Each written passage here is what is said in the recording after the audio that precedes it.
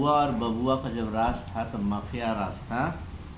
आज जो उत्तर प्रदेश के लोग हैं, जो माफिया लोग, उनका तीन ही जगह जगह है, या तो यूपी से बाहर, या जेल, या कैंडिडेट हैं समाजवादी पार्टी के। अब अमित शाह जी नरेंद्र भाई मोदी प्रधानमंत्री के बाद दूसरे नंबर के नेता हैं, गृह मंत्री की कुर्सी पर बैठे हैं और दावा ये है कि पिछले 5 वर्षों में उत्तर प्रदेश का चेहरा बदल गया। मैंने इतना विकास का काम हुआ जिसका कोई हिसाब किताब नहीं है। तो इस तरह की शब्दावली का क्यों इस्तेमाल कर रहे हैं? मैंने बताना चाहिए सीधे कि क्यों हमको वोट मिलना चाहिए। पहले के मुकाबले हमने उत्तर प्रदेश को कहाँ से कहाँ पहुँचा दिया है, इस आधार पर हमको वोट मिलना चाहिए।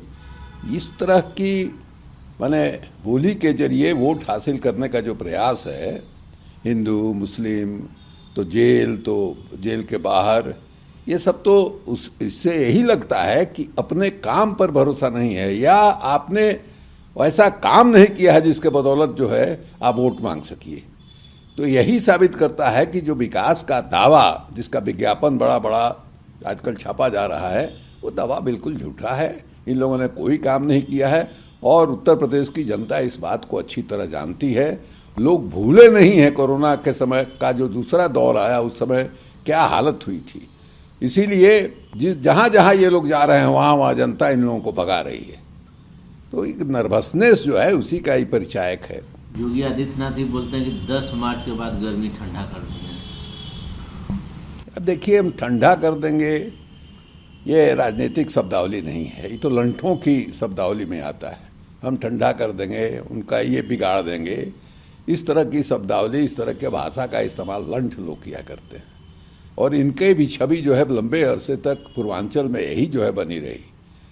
कुर्सी पर बैठ गए मुख्यमंत्री के, लेकिन अभी तक जो पुराना जो संस्कार है लंढई का, उसको भूले नहीं है। ये कौन सी बोली है भाई? चीफ मिनिस्टर हो, इस तरह की भाषा, धमकी की भाषा, माने लंठों की भाषा आप इस्तेमाल कर रहे हैं। तो ये उत्तर प्रदेश की जनता को ये समझ नहीं है कि इस तरह के बोली क्यों बोली जा रहे हैं। आप मुख्यमंत्री हैं, आपको जनता के सामने अपना हिसाब देना चाहिए कि हमने ये किया है और हम आगे ये करने जाएंगे, इसलिए हमको दीजिए। तो वो आपके पास कुछ है ही नहीं, कुछ किया ही नहीं है, ना भविष्य का कोई विजन है आपके पास, इसलिए इस तरह की भाषा का इस्तेमाल कर रहे हैं। शिवानंद तिवारी जी, बंगाल में क्या हो रहा है? ममता बनर्जी ने कह दिया कि बीजेपी का एक यहाँ दलाल है। धनखड़ ने भी कहा है कि लोग को नहीं मालूम है कि गवर्नर क्या कर सकते हैं। गवर्नर क्या कर सकते हैं? गवर्नर, ये लोकतंत्र है और लोकतंत्र में जो चुनी हुई सरकार है, जनता की जो चुनी हुई सरकार है, उसका शासन चलता है। गवर्नर जो है, जो सरकार कैबिनेट जो कहता है उसका अनुपालन करना है।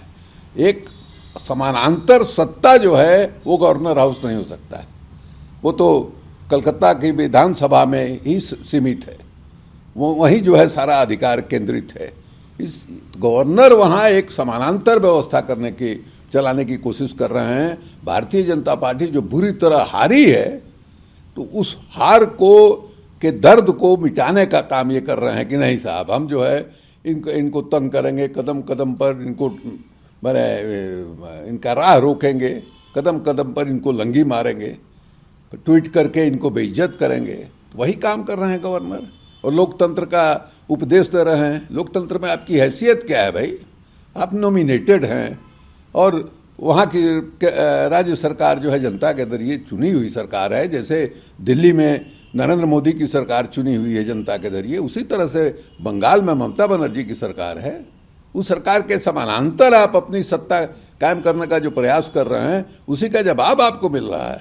ममता जी ने कहा है कि मैंने बीजेपी के यहाँ दलाल रखे हुए हैं, उन्होंने दलाल शब्द तो यही है।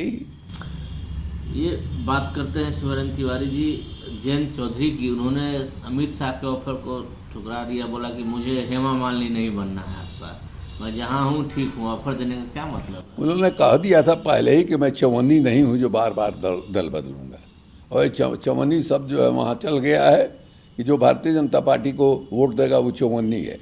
ये जो है पूरे जो उत्तर प्रदेश का वो इलाका जो है, पश्चिमी वाला इलाका, वहाँ यही चल रहा है। तो अब समझ में नहीं आता है कि लोगों ने समझ क्या लिया है कि जिसको भी हम मैंने इशारा करेंगे वो दौड़ करके हमारे गोदी में आके बैठ जाएगा। जयंत चौधरी उम्र कम है, चौधरी चरण सिंह के पोता हैं, उनके सामने एक लंबा भविष्य है। वो इनके पास जाके जो विरासत है चौधरी साहब की, उस विरासत को उनको कैसे सौंप दे सकते हैं? इसलिए उनका जो जवाब है बिल्कुल ठीक है। अखिलेश कहते हैं कि उत्तर प्रदेश की जनता अब निगेटिव पॉलिटिक्स से ऊब चुकी है, वो परिवर्तन की तरफ आगे बढ़ना चाहती है। अच्छा, सही बात है, सही बात है। ये खाली मैंने आपको हिंदू और मुसलमान और इलंठ की भाषा और ये फलाने जेल में हैं और फलाने ऐसे हैं, ये सकारात्मक राजनीति का कहीं से कोई लक्षण नहीं है। इसलिए साफ स्पष्ट दिखाई दे रहा है कि उत्तर प्रदेश की जनता जो है वो बदलाव के मूड में है और इस बार इन लोगों को कुर्सी से बेदखल करेगी। प्रियंका गांधी ने सीतारमण पर हमला करते हुए उनको जो यूपी टाइप रिमार्क उन्होंने लिया था, उस पर करारा हमला किया। UP type remark. उन्होंने ये भी पूछा कि जरा वित्त मंत्री बताएं कि मिडिल क्लास लोगों के लिए, गरीबों के लिए इस बजट में क्या है। गरीबों के लिए और मिडिल क्लास के लिए तो कुछ है ही नहीं। न इसमें बेरोजगारी के खिलाफ कोई कार्यक्रम चलाया गया है, रोजगार सृजन का कार्यक्रम है। इतने बड़े पैमाने पर लोगों को काम छूटा है और ख़ास करके जो मैंने आपको छोटे उद्योग हैं, छोटे कल कारखाने हैं, जो कोरोना के दौर में मैंने सब बंद हो गया था, उसमें लाखों लोग जो है बेरोजगार हुए हैं।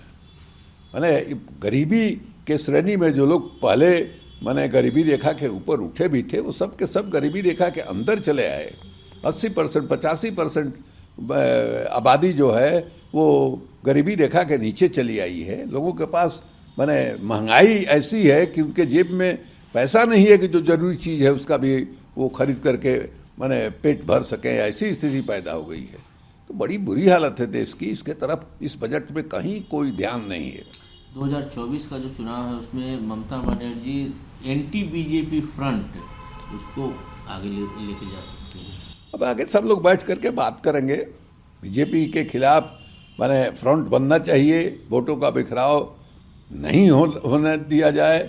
ये जो सलाह है अच्छी सलाह है, लेकिन ये कैसे होगा, इसको अमली जमा कैसे पहनाया जाएगा, इसको सब लोग मिल बैठ करके विचार करें।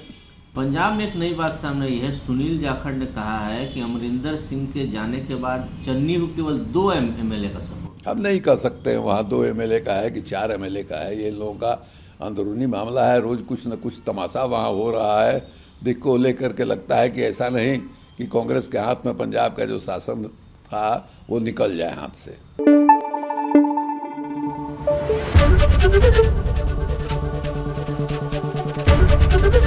एबीपी न्यूज आपको रखे आगे।